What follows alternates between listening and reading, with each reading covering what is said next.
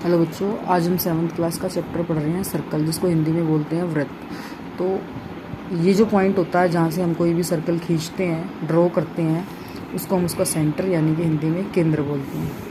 उसके बाद है ये जो है ये आउटिंग है जो इसको जैसे कि मान लो ये बेंगल है, यहाँ पे हमने देखा ये जो चीज़ है ना, ये इसको सीधा करो। मान लो तुमने इस बेंगल को यहाँ से बिल्कुल बीच में से पुल कर दिया और फिर ये सीधी हो गई, ये बेंगल सीधी हो जाएगी, बिल्कुल सीधा किया तो जो इसकी लंबाई आएगी ना, उसको हम इसकी क्या कहते हैं, सरकमफ्रेंस, पेरीमीटर।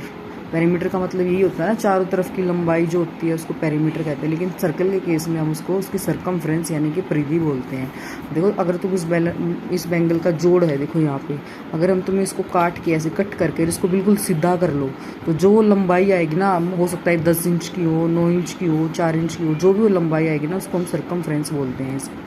ओके। और बेटा जो ये सेंटर है, जो लाइन इस सेंटर से पास होती है ना, ये उसको उसका डायमीटर बोलते हैं। अब डायमीटर आप कहोगे कि क्या ये सीधे वाली लाइन इसका डायमीटर होगी? नहीं।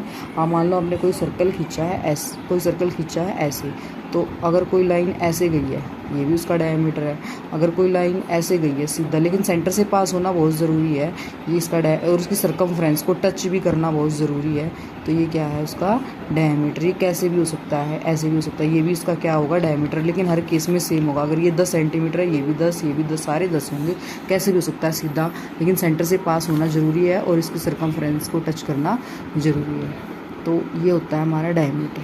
अच्छा, इस डायमीटर को अगर हम हाफ कर दें, देखो ऐसे, तो ये बन जाती है इसकी रेडियस। इसका मतलब जो डायमीटर होता है वो रेडियस का क्या होता है, डबल। अगर ये इतनी रेडियस है, ये ऊपर भी हो सकती है भाई, ये इतनी भी रेडियस है, और ये यहाँ से यहाँ तक ये भी रेडियस है, ये यहाँ भी रेडियस है, ये भी कैसे भी हो सकती है भाई, यहाँ से यहाँ तक कोई पूछे क्या है इसकी सर्कल की रेडियस, ये क्या है सर्कल की रेडियस। अगर ये 5 है तो ये भी 5 है, ये भी 5 है, तो ये भी नहीं होगा कि भाई इसकी डायरेक्ट वो पोजीशन चेंज होगी तो ये इसकी मेज़रमेंट चेंज आएंगे, नहीं, ये भी उतनी ही रहेगी। तो ये त्रिज्या बोलते हैं रेडियस को हिंदी में।